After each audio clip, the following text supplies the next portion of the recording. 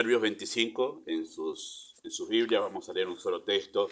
Dice así el versículo 28, el último texto de ese capítulo de Proverbios. Dice: como ciudad derribada y sin muro es el hombre cuyo espíritu no tiene riendas. Oramos. Amado Padre Celestial, estamos muy agradecidos por tu pueblo reunido esta mañana aquí en tu casa. Pedimos que tú dirijas la enseñanza y oramos, Padre, para que nuestros corazones puedan estar abiertos a poder asimilar esta verdad tan práctica, tan directa a la vida de familia. Y oramos por los padres, nuestra iglesia, pero también por los hijos, especialmente los hijos adolescentes y jóvenes que están en un momento en sus vidas tan determinante, decisivo para su futuro. Así que oramos por ellos también. Vamos en el nombre de Jesús. Amén. Bueno, caballos de fuerza. Eso es una expresión que siempre cuando uno va a comprar un coche, o por lo menos yo cuando iba a comprar mi coche tenía en cuenta cuántos caballos de fuerza, ¿no? Bueno, y uno mira también los caballos de fuerza de acuerdo al ingreso, la capacidad de compra que tiene, ¿no? Hay algunos coches de 300 caballos de fuerza, y dice, qué buenísimo. Me gustaría tener uno de esos en la ruta. Cuando hay que pasar dos camiones y veo las camionetas 4x4 que pasan como si nada, dije, ay, esa es la que tengo que tener ahora. Bueno, caballos de fuerza, que es una expresión justamente que es una unidad de potencia, ¿sí? Que fue acuñada en la Revolución Industrial allá por el siglo XVIII, por el inventor de los motores a vapor, ¿sí? Como nadie conocía lo que era tener un motor, la fuerza de trabajo eran los caballos. Entonces, el que tenía el motor listo tenía que hacer propaganda para venderlo, porque nadie conocía. Dice, ¿cómo va a ser mejor eso que un caballo que lo tengo? La fuerza de los caballos es tremenda, ¿verdad? Bueno, ¿qué hizo él? Él hizo toda una ecuación y comparó, que ven ahí toda la cuestión matemática, hizo una ecuación para demostrar justamente en ese momento que lo que él proponía era mucho mejor que lo que hasta ahora había en cuanto a fuerza de trabajo, y demostró con esa ecuación que hizo que uno de sus motores podía hacer el trabajo de 4 caballos, ¿sí? Obviamente después los motores se fueron perfeccionando y hay motores que hacen fuerza como los motores de los barcos, que no sé cuántos miles de caballos de fuerza tienen para mover toda esa estructura, ¿no? Bueno, el éxito fue tan rotundo de sus motores que, bueno, cambió por completo lo que es la forma de trabajo, la fuerza de trabajo en las empresas, en las fábricas, y de ahí obviamente vinieron los coches. Primero hizo el motor a vapor, después van a ver si lo buscan en Google, está el mismo motor a vapor, pero ya con ruedas. Y era el primer medio de transporte que dijeron, wow, si esto, y empezó a reemplazar a los caballos. Bueno, como todas las cosas nuevas en ese tiempo, datos interesantes, fue muy resistido. Todas las cosas nuevas que se quieran instalar siempre va a ser resistido. ¿Cómo va a ser mejor eso? Bueno, pero cambió obviamente la forma de vida, ¿verdad? Bueno, la fuerza, queridos hermanos, de los caballos es admirable y hasta es temible. Una de las respuestas que Dios le da a Job acerca de cuán sabio es Dios y cuán limitado es el ser humano, en Job capítulo 38, Dios habla de la fuerza del caballo. ¿Acaso tú le diste fuerzas al caballo? Y empieza a hablar de toda esa potencia que hay encerrada en ese animal, ¿verdad? Bueno, hablamos justamente de esto, de caballo de fuerza, porque la palabra mansedumbre en la Biblia, ¿sí?, en su etimología indica fuerza sometida a disciplina. Esa es la raíz, la más profunda raíz de la palabra mansedumbre, y que justamente se relaciona con el tema de la doma de caballos. De ahí viene la palabra mansedumbre, ¿sí?, del hecho de domar, controlar una fuerza y someterla a disciplina. Y la idea de esa palabra es poder bajo control. Cuando uno piensa en mansedumbre, parece que piensa en alguien que es un flancito, que se lo podemos manipular fácilmente. Bueno, no es esa la idea de la palabra mansedumbre, sino justamente la idea de esa palabra es alguien con mucho poder, pero que lo tiene bajo control. Esa es la idea de la palabra mansedumbre, ¿sí? Y es otra de las palabras que la Biblia utiliza para hablar del dominio propio. Hay varias palabras que la Biblia utiliza para hablar de dominio propio y mansedumbre justamente es una de ellas. Por eso cuando se habla de Moisés, que era el hombre más manso de la tierra, habla que desarrolló Dios en él un carácter tal que tenía completo dominio de toda esa energía que había en él, que si ustedes estudian la vida de Moisés, van a ver que antes de haber sido llamado por Dios, él fue general del ejército de los egipcios, ganó varias batallas, incluso en la India. Bueno, él fue un hombre de mucho ímpetu. Se lo puede ver cuando cometió el error de querer salvar al pueblo de Israel sacando su espada y matando a un egipcio. Bueno, todo ese ímpetu que tenía Moisés, ese carácter impulsivo, fue dominado por desarrollar un carácter manso. Y eso es mansedumbre, poder bajo control, ¿sí? Es la virtud de carácter que los padres deben desarrollar, ¿sí? La idea de poder bajo control es la palabra en la Biblia utilizada para hablar de dominio propio, que justamente es la virtud de carácter que los padres deben cultivar en sus hijos al equiparlos, eso estamos hablando, para la independencia responsable, ¿sí? Un adulto, hermanos, sin dominio propio es un riesgo para todos. Un adulto sin dominio propio es un riesgo para todos, ¿sí? Temblamos, todos temblamos. Los hijos tiemblan en una familia, una esposa tiembla o un esposo tiembla en una familia. En una iglesia nos ponemos en alerta cuando vemos un adulto sin dominio propio, ¿sí? ¿Por qué? Porque, bueno, pues es impredecible. Una persona que no tiene dominio propio no sabemos para qué lado va a disparar o cómo va a reaccionar.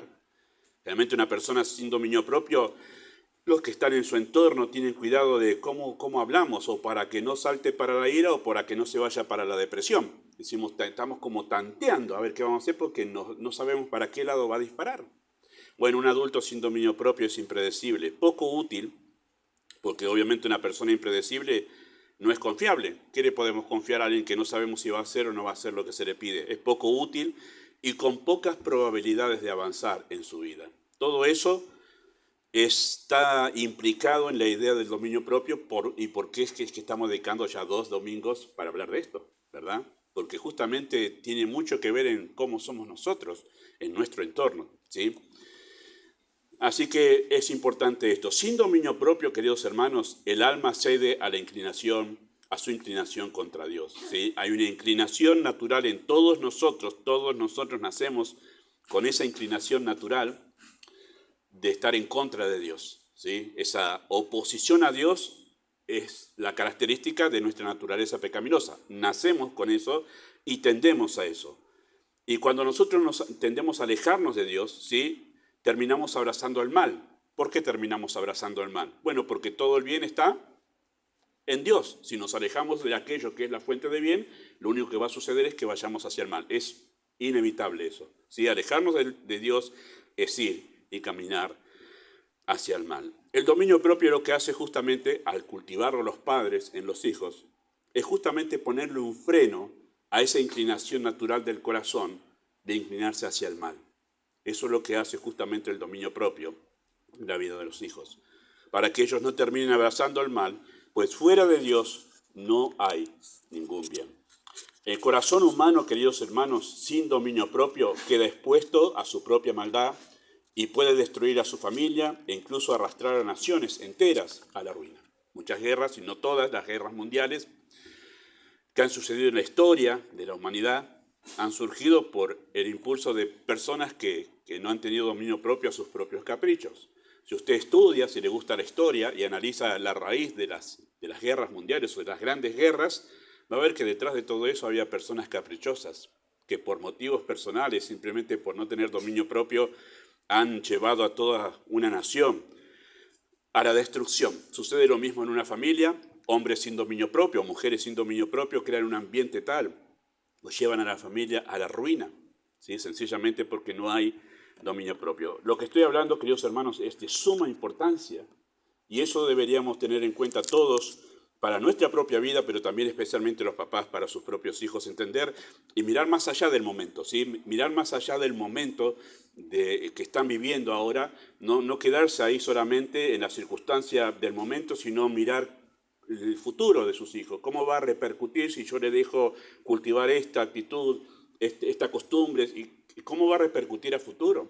Y ahí es donde hay que tener mucho cuidado con esto, por eso hago una insistencia en que ustedes cultiven dominio propio en sus hijos, ¿sí?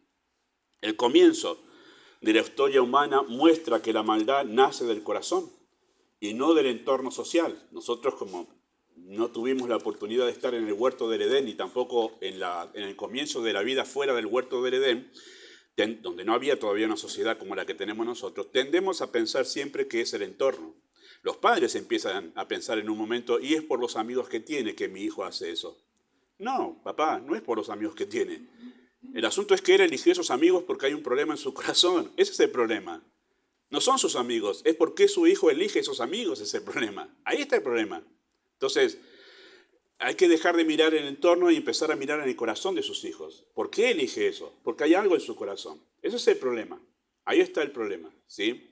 Y por eso es que hay que tener en cuenta esto. El comienzo de la historia humana, queridos hermanos, muestra eso, que nace del corazón y no del entorno social. ¿Por qué? Porque el primer asesinato en la historia de la humanidad ocurrió en el seno del hogar. ¿Sí? Un hermano mató al otro. Y era la sociedad, era el gobierno que estaba... No había, todavía no había. La maldad está dentro del corazón del ser humano y se va a manifestar en cualquier entorno que esté. Y la primera vez que sucedió un asesinato fue entre dos hermanos. ¿Sí? Un hermano por celos mató al otro por rencor. Bueno, eso nos hace pensar, queridos papás, que ustedes tienen que ser muy enfáticos con el dominio propio, porque dentro del corazón de su hijo hay todo un potencial para hacer cualquier tipo de maldad. ¿Sí?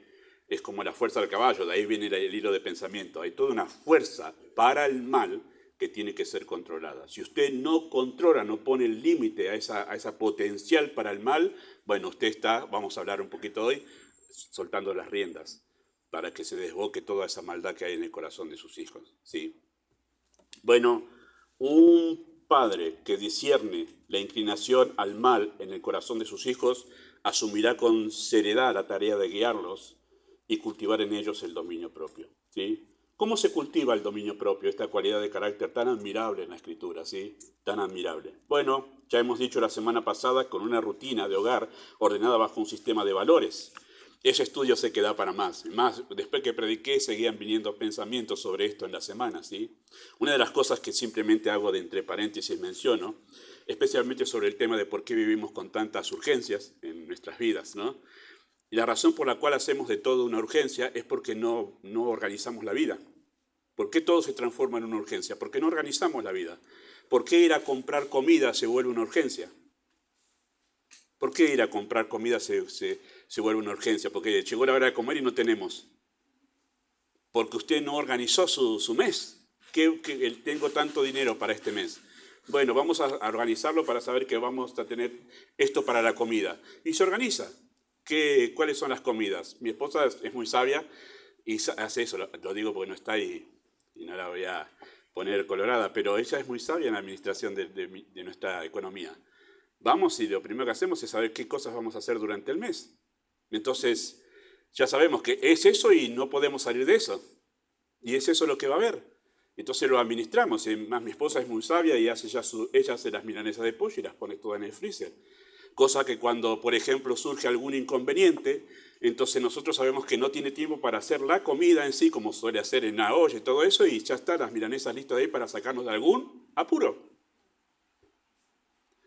¿Cuánta gente deja lo importante realmente en su vida, lo imprescindible, lo deja porque tiene una urgencia que no es urgencia, sino que tiene que ver con el resultado del desorden en su vida? De no tener horarios y, bueno, muchas cosas más. Me gustaría hacer un segundo sermón sobre eso, pero no vamos a hacerlo. ¿Bien? Bueno, en segundo lugar, estableciendo a Dios como la suprema prioridad, eso hablamos nosotros la semana pasada. Y el tercer punto de este mensaje es lo que vamos a ver en esta mañana con la ayuda del Señor, es con límites sanos y dirección sabia. Con eso se cultiva el dominio propio en la vida de los hijos, ¿sí? Con límites sanos y dirección sabia, Proverbios 25, 28. Como ciudad derribada y sin muros, es el hombre cuyo espíritu no tiene rienda. Salomón, al querer enseñarnos qué significa esto del dominio propio, estuvo observando cosas comunes para ellos en su tiempo, que los que escuchaban esto en su momento enseguida cazaban la idea. Pero nosotros no vivimos en ciudades con muros y tampoco estamos muy acostumbrados a usar caballos para saber lo que significa completamente lo de las riendas, ¿no? Pero en su momento sí, nosotros lo podemos usar hoy, pero vamos a explicar un poquito más sobre eso. Usó esas dos figuras para graficar la importancia de dos cosas. Uno, poner límites, y dos, dar dirección sabia. Con eso se cultiva dominio propio en la vida de los hijos. ¿Sí? Muros. y riendas. Ese me gustó como título para el mensaje. Muros y riendas. Con esas dos cosas se puede cultivar dominio propio.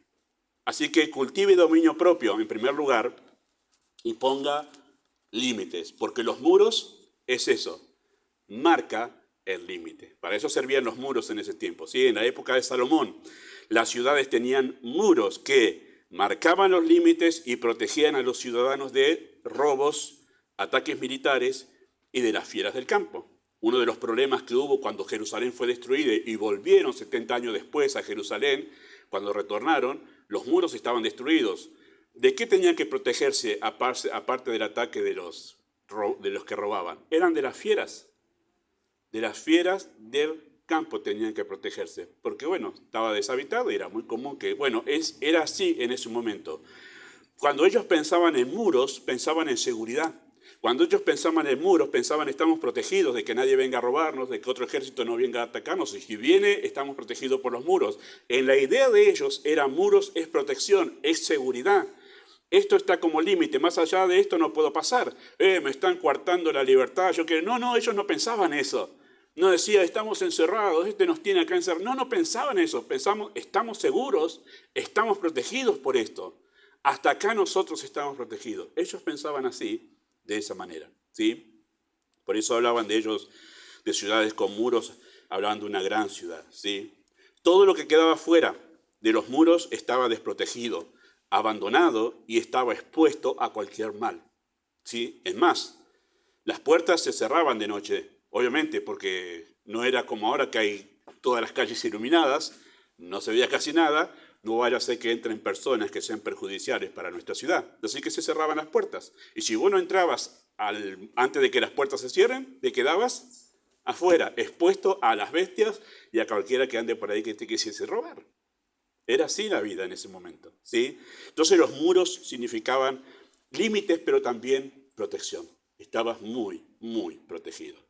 Es interesante que en tiempo de Ezequías, el rey Ezequías fue un rey que hizo muchas cosas de progreso en su gobierno, los 52 años me parece que gobernó él, pero el rey Ezequías fue uno de los que inventó máquinas incluso para la guerra. Bueno, él trajo más seguridad a la ciudad. Y esto para que tengamos más o menos una idea de lo que significaba la importancia de los muros. Los muros medían 7 metros de ancho. O sea, esto tenemos casi 10 de acá hasta acá. O sea, el muro de allá era un poquito más allá, de ancho era el muro. O sea, estaba seguro en ese muro. Era tremendo. Por 8 metros de alto, ¿sí? Y algunos eran más en algunas ciudades. Esto nos da una idea de cuánto invertía un rey para mantener segura a su gente. Límite, pero es límite para proteger. Invertían mucho en eso, porque garantizaba la seguridad de cada uno que estaba ahí adentro, ¿sí? Las puertas se cerraban por la noche y nadie entraba ni salía en esas horas. Además tenían torres. Sí, cualquiera que ha visto una imagen de una ciudad amurallada sabe que hay torres. ¿Y para qué tenían torres? Bueno, para que alguien vigilara, pero además tenían torres para que si veían que alguien era peligroso, siempre una posición más alta es la mejor posición para poder estar en la defensiva. Tenían arcos y cualquiera que venga desde arriba, listo, se acababa el peligro. Para eso tenían. ¡Wow! ¡Cuánta seguridad, pastor! Sí, les interesaba a ellos mantener protegida a la gente. Bueno, si usted es muy hábil, ya estará haciendo la analogía justamente con su propio trabajo, ¿verdad? De cuidar a sus hijos. Nunca será muy exagerado en protegerlos, pero especialmente en protegerlos de ellos mismos, de todo ese potencial para el mal que está dentro de su corazón. ¿Sí? Así que la idea era sencilla, queridos hermanos, la que transmite Salomón en su texto, ¿sí? 25-28. Muros y riendas, ¿sí? Y es contundente. Mientras te mantenías dentro de los muros, estabas protegido. Fuera de ellos, te exponías a cualquier peligro. Muy sencilla la idea, ¿verdad? Mientras tú te mantengas dentro de los muros, protegido, seguro. Cuando vos salís de esos límites, te exponés vos mismo a cualquier peligro, ¿sí? Eso es la idea que se transmite aquí, ¿sí? Bueno, los límites, hoy le hablo y voy a terminar hablándole a los hijos hoy, a los jóvenes aquí en este lugar. Estoy hablando a los padres, pero me voy a deslizar sutilmente a los hijos hoy al terminar. Así que papás e hijos hoy aquí, jóvenes y adolescentes, sí, los límites protegen. Los límites protegen. Sí. Este ha sido uno de los conflictos entre padres e hijos respecto a los límites. ¿Sí? Los hijos quieren límites, le piden límites a sus padres, los adolescentes se los piden. No, quiero más. ¿Cuál es la palabra? Libertad, muy bien. Quiero más libertad. Vos sos muy estricto. Cuántas caras sonriendo, ¿verdad? Es un clásico, se ha escuchado siempre eso, ¿verdad? Ha sido el conflicto entre padres e hijos respecto a los límites. Ahora, los hijos deben comprender que existen para protegerlos. Si los hijos sabios escuchan esto y se asimilan la idea que aunque no les guste y no entiendan por qué sus padres les ponen los límites que les ponen, bueno, ustedes estarán resguardándose para el futuro, ¿sí? Los límites existen para protegerlos. Y además ustedes deben saber, queridos hijos, que intentar quebrantar esos límites es ponerse a ustedes en riesgo. Ustedes se están poniendo en riesgo cuando quebrantan los límites que sus padres les ponen para protegerlos. Y por otro lado, los padres necesitan sabiduría para ser equilibrados en poner límites, ¿sí? Y yo entiendo que esto es todo un aprendizaje, lo tengo que aprender yo como pastor, lo estoy aprendiendo yo como pastor a liderar la iglesia, porque esto que enseño para los padres es también lo que yo hago con ustedes como iglesia. Me toca hacer exactamente esto, lo mismo, ¿sí? Yo también tengo que poner muros para proteger a la iglesia y también tengo que usar riendas para direccionar a la iglesia, ¿sí? Y entiendo que a veces en esa buena intención de querer poner límites para protegerlos y guiarlos, bueno, pues se puede caer en el legalismo. Así que sea sabio y no caiga en el legalismo con normas sin sentido que solo buscan crear una apariencia y no formar el carácter ni tratar con el corazón de los hijos, ¿sí? Por eso está esa manito ahí con la semilla en la imagen. ¿Por qué hacían los fariseos al intentar poner reglas para supuestamente aparentar ser santos? Dice que ellos diezmaban las semillitas para decir que somos santos, diezmamos hasta las contamos todas y separamos cuántas semillas tiene que ser el diezmo para poder ofrendar. Pero se olvidaban de qué cosa, lo más importante, la misericordia y la justicia. Se olvidaban de esas cosas que realmente es lo que hacían sí a la vida piadosa.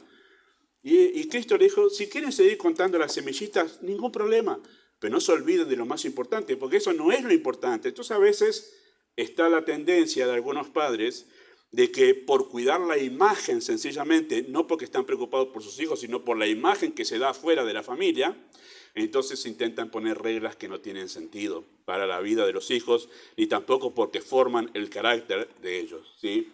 Bueno, pero tampoco caigan en el libertinaje. No se vaya al otro extremo. Un libertinaje que consiente todo, colocando a los hijos como señores del hogar, a quienes hay que concederles todos los deseos para que sean, ¿cuál es la frase más común? Felices.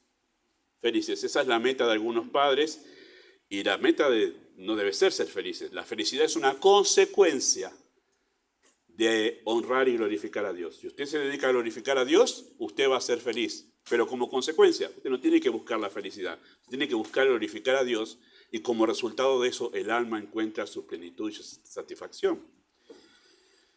Y se suele decir porque, bueno, lo más importante es su felicidad. Bueno, no es ese el rumbo que usted tiene que tomar, sino realmente que su hijo pueda, la crianza en su hijo pueda justamente glorificar a Dios. Busque equilibrio, ¿sí? En poner límites en la vida de sus hijos. Busque el equilibrio, ni una cosa ni la otra, y ponga límites con intención, ¿sí? Ponga límites para sus hijos con intención. No solo los proteja a ellos, sino también ponga límites para formar el carácter. Así como un entrenador exige a un atleta una rutina que lo priva de ciertos alimentos y de ciertas actividades, pero con el fin de formarlos para el alto rendimiento, ¿no? Se usa mucho la figura en la Escritura, especialmente en el Nuevo Testamento, la figura del atleta. Dice, la vida cristiana es como un atleta que se disciplina, se pone una disciplina para poder estar en la mejor condición para poder correr la carrera. Pablo hace una analogía, porque conocía de las Olimpiadas griegas, y hace una analogía y dice, así debe ser el creyente. debe disciplinarse por la carrera que tiene que correr de la fe, ¿sí? Bueno, así que ponga límites con intención. Esos límites que usted los piense, pongo esto para formar esto. Vamos a hablar en un momento de crear paciencia, simplemente lo digo de pasada, pero bueno, hago esto para que él aprenda a ser paciente, mi hijo. O algunos padres tienen hijos que tienden más a ser ansiosos, ¿no? Quieren todo ya, todo, y se ponen mal porque no lo tienen ya. Bueno, usted va a tener que aprender a ponerle ciertos límites para que él aprenda a esperar. Entonces, trabaje con esos límites para crear en su hijo aptitudes de carácter, ¿sí? Para que puedan formarlo para el futuro, ¿sí? Incluso el entrenador de un atleta lo va a privar de aquellas cosas que pueden perjudicar su preparación física, mental y emocional, ¿sí? O sea, sus limitaciones son edificantes. Hay limitaciones que son edificantes, que son para formar, y no meros caprichos, ¿sí? Por eso ustedes, papás, piensen muy bien cuando van a poner límites en su hogar, que no sea porque usted se siente mal con tal cosa, con otra, y que no tiene sentido, que no hace nada en la vida de su hijo, no lo forma, sino simplemente lo hace a usted ver como el que manda en la casa y nada más. No caiga en eso, ¿sí? Me pasa a mí como pastor también en el hecho de qué cosas colaboran en realidad para que la iglesia crezca con cierto carácter, nuestra iglesia tenga cierto carácter. Pero esas cosas tengo que pensarlas para saber cómo dirigir cada actividad, cada cosa que hacemos, se mueva dentro de cierto marco, pero para formar a la iglesia, crear en la iglesia en realidad cierto carácter. Por ejemplo, le pregunté a algunos, a veces las personas que están internadas les pregunto, como le pregunté a Marcelo, en estas semanas que lo he visto, y cuando estaba en la casa le pregunté a Marcelo, ¿cuántos hermanos vinieron a visitarte? Le pregunté a Marcelo, ¿cuántos vinieron aquí al hospital a visitarte? Él no me lo dijo, yo le pregunté como pastor. ¿Por qué? Y le pregunté porque el hospital está cerquita, tenía un horario de visita generoso, y yo quiero saber cómo anda la iglesia cuando alguien está en necesidad. Es mi rol como pastor ver cómo la iglesia reacciona cuando alguien está en una necesidad muy particular que tiene que ver con algo que es fuera de lo común, como en el caso de nuestro hermano Marcelo, que le amputaron un dedo. Tuvo 10 días internado, con horarios muy generosos de visitación, que eran al mediodía, 2 o 3 horas, y a la noche, 2 o 3 horas también para visitar. Bueno, él me dijo cuántos fueron. Necesitamos, hermanos, crear un carácter solidario, pero con nosotros, con nuestros hermanos en la fe. Gálatas lo enseña. Dice, hagamos bien a todos, mayormente a los de la familia de la fe. Y necesitamos crear un carácter como iglesia que se mueva enseguida en situaciones extremas. Todos tenemos actividades y ocupaciones, hermanos, ¿verdad? Cosas importantes que hacer. Pero hay momentos donde hay que dejar esas cosas importantes que hacer y hacer un gran sacrificio. Por ejemplo, un domingo de tarde, la mayoría no tiene trabajo. Ocupación, algunos nomás están con trabajo fijo. Pero es un buen momento para decir, sí, es mi momento de descanso, pero lo sacrifico para ir a ver a este hermano que está internado y que necesita una palabra de aliento. Y no hay que estar las 2 o 3 horas visitándolo, con que uno pase ahí 20 minutos, eso reconforta el alma de los que están pasando una necesidad. ¿Sí? ¿Qué hacemos con eso? ¿Qué estoy haciendo ahora en este momento al decir eso? Aprovechando la enseñanza. Que nosotros necesitamos ajustar eso, hermanos, como iglesia. Y necesitamos ser más dispuestos ante las necesidades obvias que pasan en la iglesia. Bueno, piense así con sus hijos también. Piense de la misma manera, formar algo en sus hijos, ¿sí? De esa forma. Ponga límites con intención, pero también ponga límites con gracia, ¿sí? Sea compasivo, y dije eso de Marcelo porque seguramente por la lluvia no han podido estar y sus limitaciones, y tampoco lo pongo colorado a él, aunque capaz está escuchando Marcelo. Ponga límites con gracia, sea compasivo cuando sus hijos quebrantan esos límites, ¿sí? Eso es gracia, mostrarle gracia, entender que su hijo es pecador y no va a responder de manera inmediata a sus límites. La frase común de las madres más que nada es, ¿cuántas veces te lo? 1000 veces te lo dije, ¿no? La frase más común.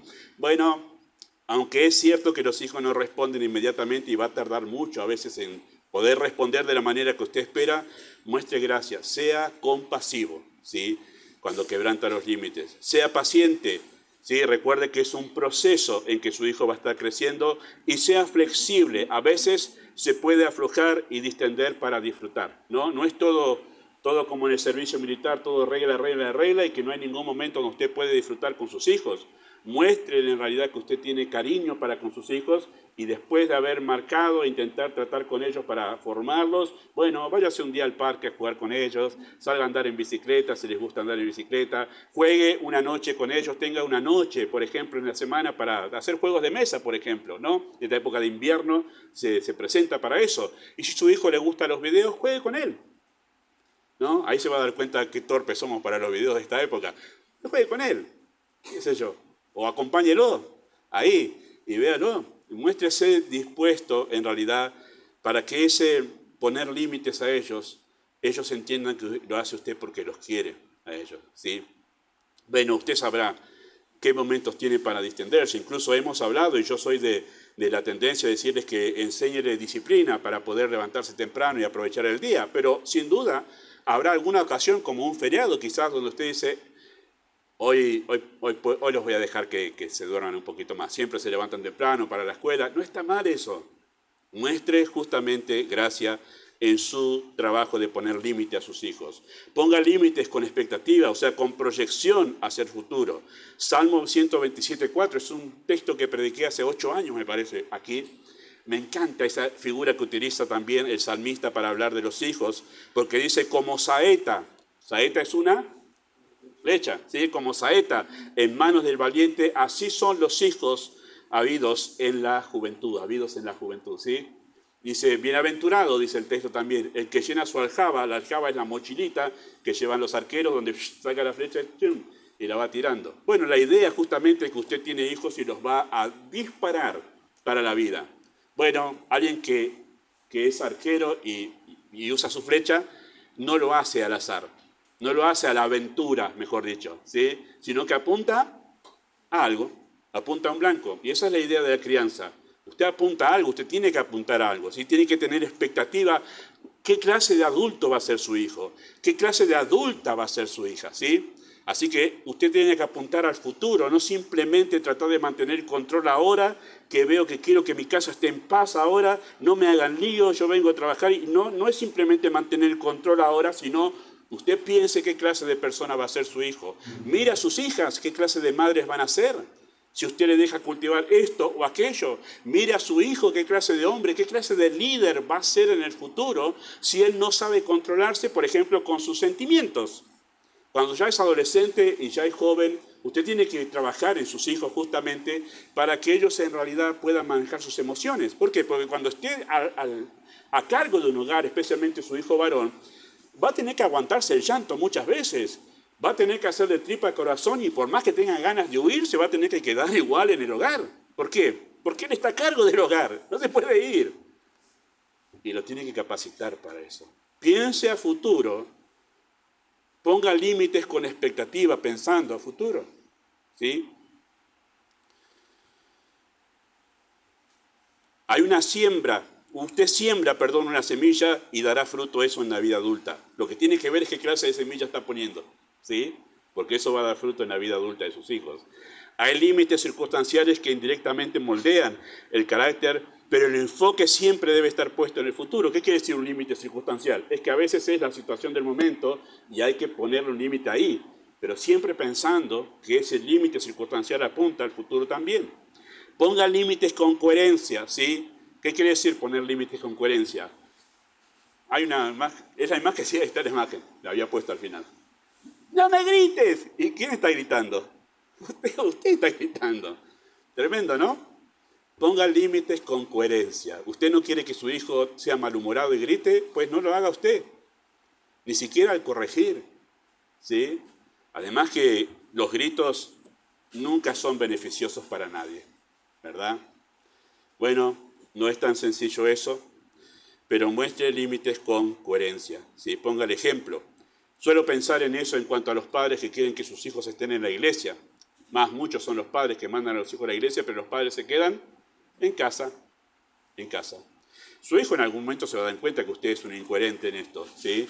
Usted no tiene coherencia con lo que está queriendo para él. Vos me decís que esto es bueno, pero vos no estás acá. ¿Cómo puede ser eso? Me decís que me consagre el Señor, pero vos no estás dispuesta a consagrarte. Bueno, ponga límites con coherencia. Sea coherente con lo que le pide a sus hijos y con lo que espera de sus hijos en realidad de su vida, ¿sí? Tampoco cambie las reglas, sea coherente. No es que hoy se hace una cosa y mañana usted de repente cambió. Y su hijo va a decir, pero no era ayer que... Sea coherente también con sus hijos si tiene más de uno, ¿sí? Porque una de las quejas más comunes de los hijos es, pero conmigo y con... Se quejan de que con el otro no fue. A veces tiene que ver con una cuestión muy particular, pero a veces tiene que ver con la incoherencia y el favoritismo.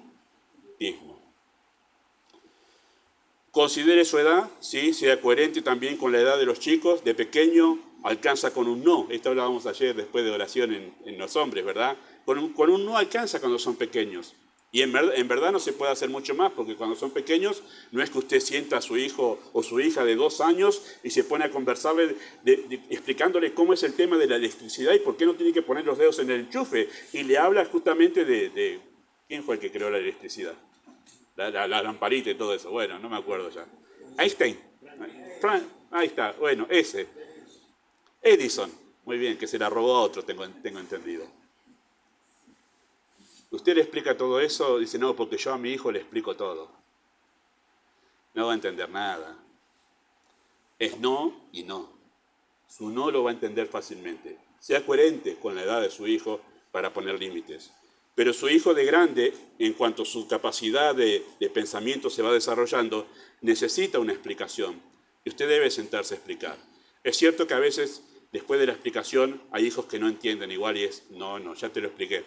Pero es cierto que usted tiene que sentarse con paciencia, hablar con sus hijos y explicarles de por qué usted está poniendo esa regla, ¿sí?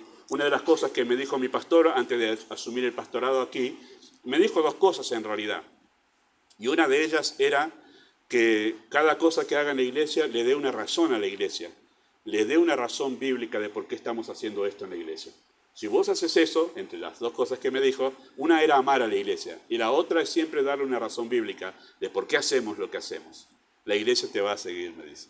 Bueno, haga eso con sus hijos y considere sus debilidades, sea coherente con las debilidades de sus hijos. Un adolescente es sensible a sus impulsos sexuales, ¿sí? No le permita estar en noviazgo antes de la edad responsable para poder tener un novio o una novia, ¿verdad? Tiene que aprender justamente a esperar. Vamos a hablar una clase, una enseñanza sobre eso, ¿verdad? Pero no le permita eso, pero ayúdelo a eso. Sea claro que sus hijos a partir de 11, 12 años se le empiezan a revolucionar las hormonas, solemos decir, ¿verdad? Y empiezan los deseos sexuales que nunca antes habían tenido. Sea consciente de esas debilidades que sus hijos tienen y no los expongan justamente para que ellos cometan errores que después van a ser perjudiciales para el resto de su vida, ¿no? Un embarazo a los 14 o a los 15 años, ¿verdad? Es algo muy triste. La gente suele decir, no, pero mi hijo no es un error. No, el error es que vos hayas entrado a esa etapa sin tener preparación. Ese es el error. Ese es el error. Una vida se celebra siempre. Claro, pero el error es que vos entraste ahí sin estar preparado.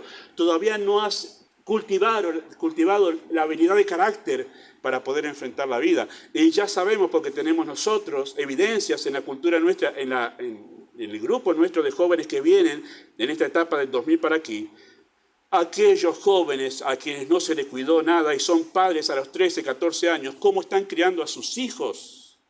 Y los vemos nosotros. Acá no entraron con ninguna herramienta a esa vida. Perdón que sea tan enfático, pero no tengo muchas oportunidades para hablar sobre esto con la iglesia. Usted tiene que ser muy cuidadoso con esas cosas, ¿sí? Ponga límites con coherencia a sus hijos, ¿sí?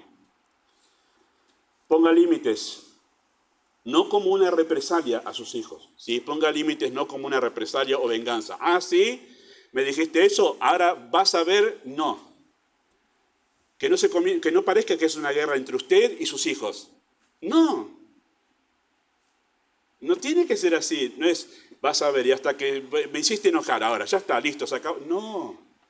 Porque no se trata de eso. Se trata de ayudar a su hijo, de criar a su hijo, de formar a su hijo, de prepararlo para la vida. Y la disciplina no tiene que ser una represalia de los padres porque está enojado, porque está irado, porque está ofendido. ¿Cuántas madres dicen, ahora no te quiero más? ¿Cómo que no lo querés más? Imagínate si Cristo te dice eso a vos. Ahora que pecaste no te quiero más. Me diría a cada momento, me diría Cristo a mí a cada hora, no te quiero más porque pecaste. Y no lo hace.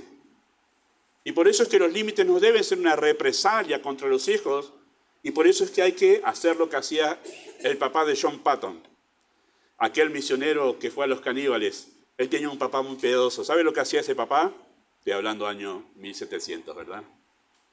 Su papá iba a orar antes de disciplinar a sus hijos. ¿Para qué iba a orar? Para hacerlo de la manera correcta y no herir a sus hijos. Tremendo, ¿no? Además los hijos ya sabían que si papá va a orar... ¿Por qué? Porque en la disciplina también se puede cometer el error de un papá o una mamá ofendidos y no un papá o una mamá que está queriendo formar a su hijo. Y más la disciplina parece como una venganza que yo tengo ahora porque estoy en una posición de autoridad sobre vos y ahora vas a ver lo que es respetarme a mí. Bueno, no tiene que ser eso. No tiene que ser. Ahora vas a saber quién manda en este hogar. No tiene que ser de esa manera. Y por eso hay que tener mucho cuidado. No ponga límites como represalia, sino como una forma de cuidarlo de sí mismo, de las tendencias de su propio corazón, que luchan por tomar dominio y gobernar la persona de su hijo. Queridos hermanos, hay tantos padres que uno se nota que lo que tienen es odio contra sus hijos. Usted dice, ¿cómo puede ser un padre? Sí se nota en el trato, la manera que le habla, la manera que se dirige. Hay odio, por alguna razón que uno desconoce. Hay odio ahí para con sus hijos y se aprovechan de esa posición de autoridad. Ponga límites para que la pereza, la lujuria, la ira, la amargura, la autocomiseración, la dejadez, la indiferencia, la envidia, los celos y todas las pasiones que están dentro de su corazón sean controladas. ¿Por qué? Porque todo eso está dentro de su hijo y de su hija. Y necesita control para que no termine todo esto destruyendo su vida. Bueno, cultive dominio propio y además de poner límites, direccione la conducta. Direccione la conducta de sus hijos. Proverbios 25-28, como ciudad derribada y sin muros, es el hombre cuyo espíritu no tiene riendas. ¿Sí? La figura que utiliza Salomón es riendas, muros y riendas. Qué linda figura, ¿verdad? Las riendas están unidas al freno de los caballos, a eso se refiere el texto allí, y sirven al jinete para direccionar al caballo ejerciendo presión sobre áreas muy sensibles de la boca del caballo. ¿Sí? Estuve mirando, pispeando un poquito sobre los frenos, son distintos frenos que se utilizan para el caballo que va dentro de su boca y hacen presión, uno en el paladar y otro hace presión en las encías según cómo mueva el freno allí y hay 2 o 3 áreas más que hace presión en la boca del caballo. Bueno, si usted ha ido al dentista ya sabe cómo es el asunto de nuestra encía. El peor momento del dentista es cuando pone la inyección, la anestesia en es el momento clave. Vas a tener que ir. Muy bien. El momento clave ahí es la encía, tan sensible. Y eso es lo que hace el freno del caballo, toca áreas sensibles, pero no lo lastima. Toda esa fuerza, toda esa potencia que tiene el caballo es dominada por tocar áreas sensibles, pero con un tironcito. Con tironcito de aquí. Si usted anduvo en caballo, mis padres son del campo y yo he tenido la oportunidad de visitar a mis familiares en Santiago del Estero, subir a un sulky con mi tío, por ejemplo, que un sulky es como una carreta más refinada, ¿sí? Con un asiento más lindo y todo lo demás, y ver ese trabajo de que hacía mi tío con las riendas, ¿sí? del caballo. Bueno, esas son las riendas, está relacionado con el freno al caballo, tocando áreas sensibles. ¿Para qué? Para que el caballo vaya donde tiene que ir, donde el jinete está direccionando el movimiento del caballo, ¿sí? Eso es lo que hace justamente. Y es una manera, esas riendas con el freno, de causar dolor en el caballo, porque ese es el propósito, que sienta un poquito de dolor, pero sin dañarlo, para direccionarlo. Y obtener justamente una respuesta rápida, especialmente en momentos particulares, ¿sí? Toda la fuerza de ese caballo dominada tocando levemente un área sensible para que sea dirigido con un propósito.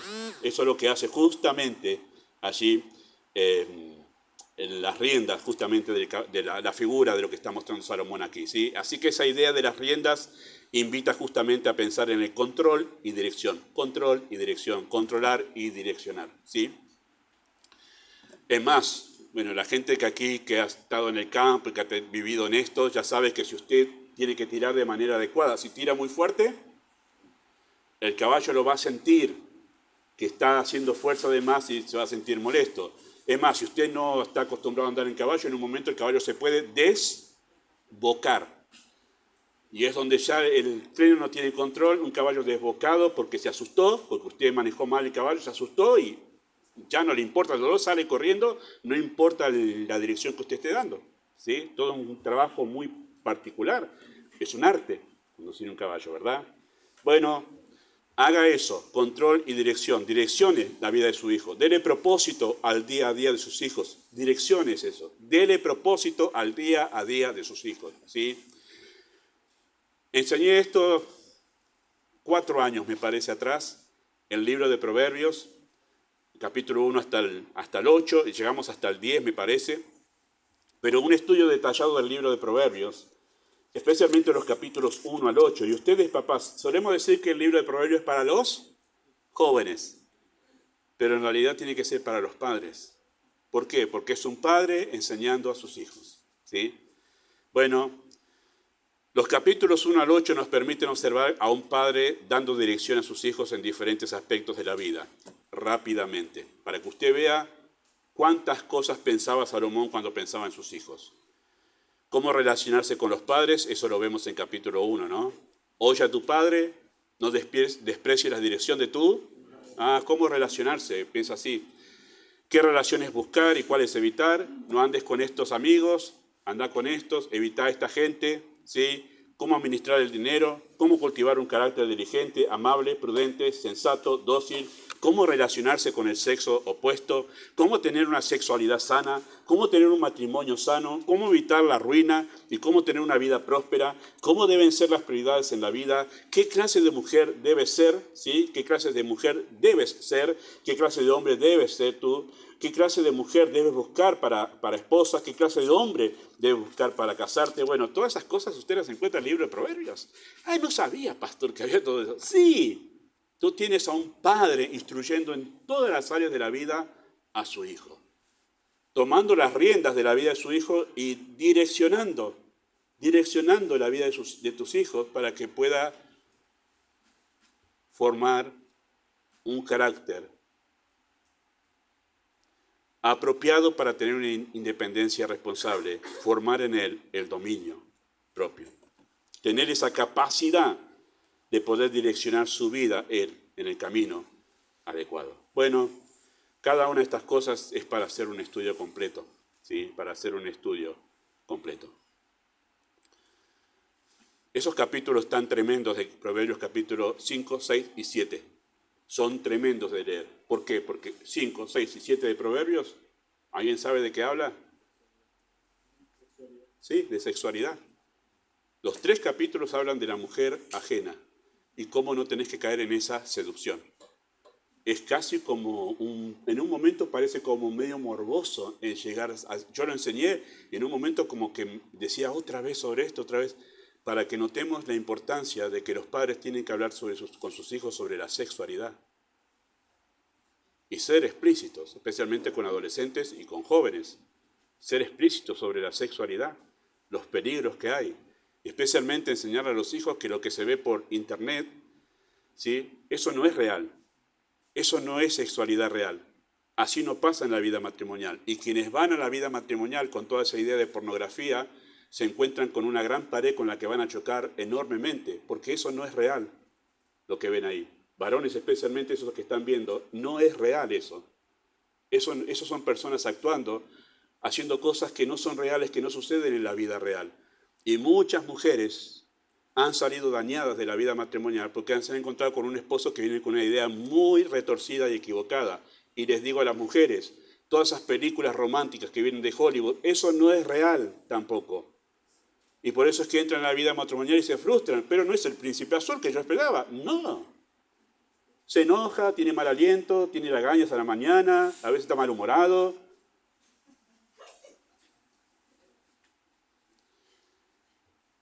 Todo eso tú tienes que prepararlo. Algunos padres dicen, no, pero me da cosa hablar con él, que lo aprenda de otro.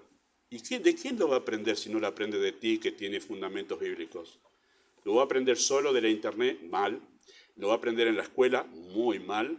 ¿O lo va a aprender de algún amigo? Peor todavía. Entonces, direccione la vida de sus hijos. Hay una muy linda película, me olvidé el título. Tendría que haber anotado esto porque me viene ahora a la mente. Donde los papás, es un grupo de padres, capaz que Nicolás se va a acordar del título después, pero es un grupo de padres que tienen problemas con sus hijos en común. Uno es policía, uno es, parece que es bombero, el otro no me acuerdo qué era. Pero en un momento consagran sus vidas al Señor, dándose cuenta de la necesidad que tienen de ser padres responsables. Y una de las consignas que tenían ellos en esa tarea de ser padres consagrados es tener una cena, una salida con sus hijas. Era él, el papá y la hija. ¿Qué hacía en esa cena con su hija adolescente? Le hablaba claramente de los peligros, de los pillos que andan por ahí para aprovecharse de su sexualidad. Interesante, era muy lindo verlo, porque esos padres se sentaban y podían hablar cara a cara con sus hijas sobre los peligros a los que queda expuesta. Bueno, ojalá los hagan ustedes, papás, que están aquí con sus hijas y con sus hijos también. Sentarse a hablar claramente de la sexualidad según la Biblia. Recuerdo un hombre que le dijo a su hijo que no era creyente, él era creyente y era pastor. Él nos comentaba a nosotros, estoy hablando año 1995, por las dudas, para que usted diga, ¿qué pastor habrá sido? Los que conocemos conoce el pastor Gustavo. No, 1995. Y no era de este país. Yo le dije a mi hijo que se cuide de tener relaciones antes de casarse. Pero le dije, si tenés relaciones, usa preservativo. Si ustedes abrieron los ojos, ¿verdad? Como yo los abrí en ese momento. Ese consejo es, no, pero la puerta se puede abrir. Así que, no. ¿Cómo das ese consejo? ¿Dónde encontrás ese consejo en la Biblia? Bueno, pero para no te caer, usa preservativo. Y aunque a usted le parezca loco, gracias a Dios hay creyentes jóvenes que llegan a la vida matrimonial vírgenes. Gracias a Dios. Porque han honrado al Señor, han decidido honrar al Señor antes que honrar sus propios sentimientos. Eso es llegar a la matrimonio virgen. Es honrar al Señor antes que mis propios deseos. Eso es la prioridad, eso es Dios primero. Eso es Dios primero, joven. Joven, eso es Dios primero. Aunque yo tengo deseos, los crucifico con Cristo para honrar a Dios. Me voy, perdón, sigo aquí. Direccione. Haga que su día tenga sentido, el día de su hijo. Elabore una rutina con actividades importantes que formen el carácter y no les deje tiempo para cultivar malos hábitos. Eso no quiere decir que no tenga tiempos libres, pero trate de darle una rutina para que tenga sentido su día y no esté todo el día. ¿Qué hace su hijo? No los de Chávez ahora. ¿Está jugando todo el día? ¿Está durmiendo todo el día? ¿Está tirado en la cama todo el día? Bueno, déle sentido a la actividad de sus hijos, ¿sí? Direccione, ayúdelos a avanzar y pasar de etapas, ¿sí? Ayúdelos a eso. Si no los mantenga, no colabore a mantenerlos siempre en una etapa en la vida. Si ya pasó de ser bebé, ¿no? ¿Cuánto? 3 años ya dejó de ser bebé. Dejó de ser bebé. Entonces colabore y aunque para su corazón sigue siendo su bebito, cámbiele la forma de hablar. Y es más, me encanta ver esos niños que no, yo ya soy grande, tiene 4 años y dice, yo no soy grande. Pero está bien, porque ya no es un bebé, ya pasó otra etapa. Lo triste es que tienen 10 años y siguen diciéndole mi bebito. Es lamentable. Si para su corazón es así, muy bien que sus sentimientos sean así, pero no colabore para que se quede estancado en una etapa así. Eso hay un peligro más grande que eso, ¿verdad? Ayúdelos a pasar de etapa, cambie su trato y su método de crianza de acuerdo a la edad que está, evite que quede estancado en una etapa, como sucede ahora con lo que se ha llamado la adolescencia extendida. Y es lamentable, yo no me burlo de eso, hermanos, porque es lamentable jóvenes de 30 y de 40 años que todavía viven en la adolescencia. Hay un artículo, no lo traje ahora, pero capaz después lo posteo en algún lado, un artículo de un conocido autor que suelo leer, Tim Keller, y él habla acerca de un caso real que él conversó de un muchacho de 35 años preso todavía de los jueguitos y pensando todavía seriamente si iba a tener un trabajo estable. Bueno, esos son los efectos de no ayudar a los hijos a salir de la etapa de la adolescencia y llevarlos a ser adultos. Así que direccione, guíelos y ayude a terminar sus estudios formales. Guíelos y ayúdelos a terminar sus estudios formales. Que no se queden con materias. Y si quedaron con materias, que en el verano tomen tiempo para prepararse para rendir y pasar de año y poder terminar de una vez con esa etapa de los estudios. Ayúdelos a eso. No todos han tenido padres que los han ayudado. Está bien, joven, si eso ha sido tu situación, no tomes esto como una condena para tu vida, pero sí, en realidad, porque no han tenido quien los guíe, pero si usted tiene esta información, papá, ayúdelos a salir de esas etapas de estudio, porque ¿qué otra cosa hacen los chicos aparte de ir a la escuela, por ejemplo, en la primaria? Ayúdelos, que se dediquen a eso. Y en la secundaria, si su hijo no tiene algún trabajo, más todavía, que lo termine, hay hijos que son más inteligentes que otros, eso está claro. Pero es evidente que lo que se enseña en la secundaria está al alcance del que es muy inteligente y del que es menos inteligente. Yo estoy en ese grupo de los menos inteligentes, pero está al alcance de todos. ¿Sí? Ayúdelos a eso. Eso los va a ayudar a entrar en la vida adulta en el momento que tienen que entrar. ¿Sí? Direccione, instrúyalo para saber relacionarse con el sexo opuesto. Esto no lo enseñan los padres. ¿Qué tengo que hacer cuando me gusta una chica? Y ya está en edad que puede en realidad empezar a tener una relación. Cuando un chico, esto fue una enseñanza que di hace en el año 2022, lejos está, enseñé sobre el noviazgo, lo primero que enseñé, ¿sí? ¿Cuándo un chico puede estar listo para entrar en una relación de noviazgo? Tiene que ser capaz de poder asumir la responsabilidad de un hogar. Exactamente. Si no está listo para asumir la responsabilidad de un hogar, no noviazgo. No noviazgo. ¿Para qué quiere un noviazgo si no? Para satisfacer sus deseos de darse un beso, de abrazarse. Y eso es lascivo. Eso es simplemente para eso, para usar a la persona para mis deseos personales. No estás listo para eso, para casarte entonces. Bueno, pero cuando está listo, ¿cómo le hablo? ¿Cómo hablo con sus padres? Por ejemplo, hay varones que no saben que lo primero que tienen que hacer primero es contarle a su familia. Hay padres que se enteran después que está de novio su hijo. ¿Cómo puede ser? ¿Qué relación es esa en un hogar? Tiene que saber. Y además saber que después tiene que ir a pedirle permiso a los padres de ella para ponerse... ¿En serio, pastor? ¿De qué siglo vive usted? Ir a pedirle permiso a los padres de ella para tener relación con su hija, si ellos dan permiso. Y como le dije a un joven en su momento, mira, si vos vas así a hablarle al padre de esa chica, como está sin trabajo y sin nada, y si yo soy el padre de esa chica, yo ya te dije que no. Ya te dije que no. Bueno, muchas cosas ahí. Bueno, si no, revise los mensajes cuando hablamos del noviazgo en aquel momento. Pero ayúdelo a relacionarse con el sexo opuesto. ¿A qué edad ponerse de novio? ¿Cómo proceder cuando sucede? ¿Cómo tener un noviazgo sano? ¿Sabe usted, papá, que usted es el que determina si su hija se puede besar o no con su novio? No lo deja al libre albedrío de su novia, de su hija, perdón. No lo deje. Y cuando el candidato viene a su hogar, siéntese con él y diga, en estas condiciones vas a tener el noviazgo con mi hija. Se van a poder ver tantos días. Usted va a determinar si se pueden dar de la mano o no, si se pueden besar o no. Claro, usted dice, pastor, usted es como un cavernícola.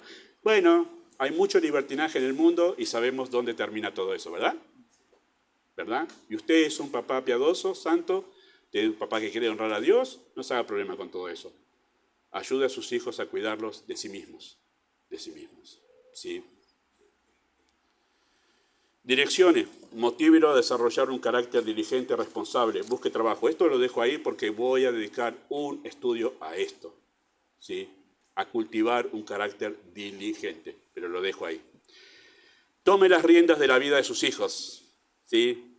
Que su hijo sepa desde pequeño que usted dirige el hogar, que usted está direccionando el hogar.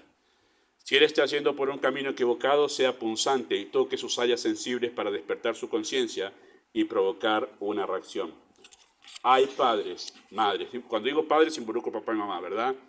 Que les pregunto, ¿pero hablaste sobre este tema con tus hijos? No. ¡Wow! ¿Qué relación hay? con tus hijos para que no puedas hablar temas sensibles, donde tu hijo sabe que... Yo les voy a decir algo. Conocí a una joven hace año 86 que me decía esto. Papá no es de gritar. Lo que más me da miedo es cuando papá me habla serio y tranquilo. Tiemblo. Pues su papá se sentaba y sabían que cuando hablaba serio y tranquilo, la cosa era muy seria. ¿Sí? Bueno, termino con esto. Un mensaje a los jóvenes aquí. Adolescentes y jóvenes. Salmo 32, 8 y 9 dice, te haré entender y te enseñaré el camino en que debes andar. Sobre ti fijaré mis ojos. Qué linda promesa, ¿no?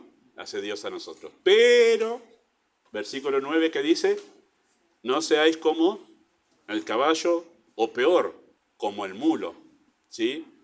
Sin entendimiento. ¿Dónde se nota que no tienen entendimiento? Que han de ser sujetados con cabestro, que es la que va en la cabeza sujetando el freno, o con freno, porque si no, no se acercan a ti. Joven, sé dócil y déjate guiar. Cuando asumí el liderazgo de esta iglesia, la membresía que estaba en ese momento tuvo reunión, mi pastor vino, porque todavía sigue siendo el presidente de la UCB, y yo estuve cuando él le habló a la iglesia, cuando la iglesia decidió darme el liderazgo aquí, para poder ayudarles y guiarles. Y una de las cosas que mi pastor les dijo a ustedes, los miembros que estaban en ese momento, es, déjense guiar. Porque esa es la respuesta apropiada de cualquier persona que está bajo un liderazgo, dejarse guiar. Déjense guiar, hijos, por sus padres. No sean sin entendimiento. No resistan. ¿Se acuerdan lo que le dijo Cristo a Pablo cuando se convirtió?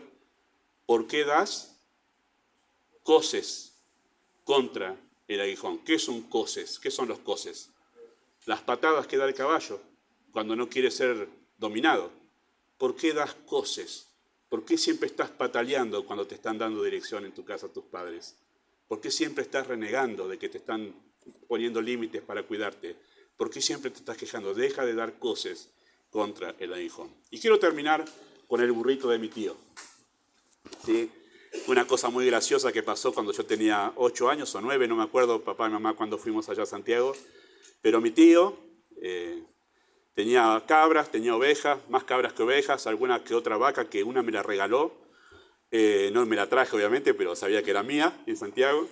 Pero él tenía un burrito, mi tío. Un burrito al que me subí al revés. Pero bueno, era chico yo. Subí mal, pensando uno, si no pisa del lado correcto, sube al revés. Pero ese burro tenía algo muy particular que siempre me llamó la atención. Era el burrito para ir a buscar agua al río, porque vivía en el campo y la única manera de tener agua era buscar al río. Bueno, ¿saben lo que hacía? Mi tío tenía 2 tachos con algo preparado ya, con tipo de arnés, que eran los que colocaba arriba del burro.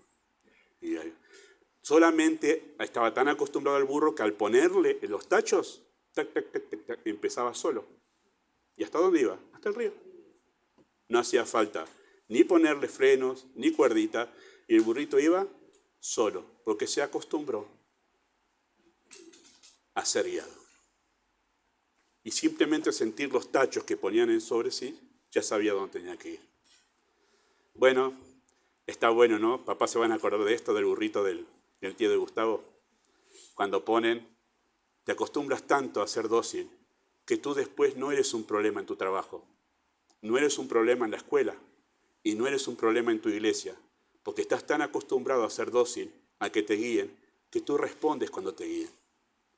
Y uno de los mayores problemas que se sufren en todos los lugares, en la escuela, en el trabajo y en la iglesia, son personas que no se dejan guiar, que no responden a la guía de nadie porque nunca la aprendieron. Pero si tú te dejas guiar, tú vas a ir a buen puerto. Déjate guiar. Amado Dios, usa esta enseñanza en el corazón de los hijos que están preparándose para entrar a la vida adulta, que ellos tengan esa disposición dócil a aprender, a escuchar, porque lo que les espera es una etapa difícil de muchos desafíos en la vida adulta.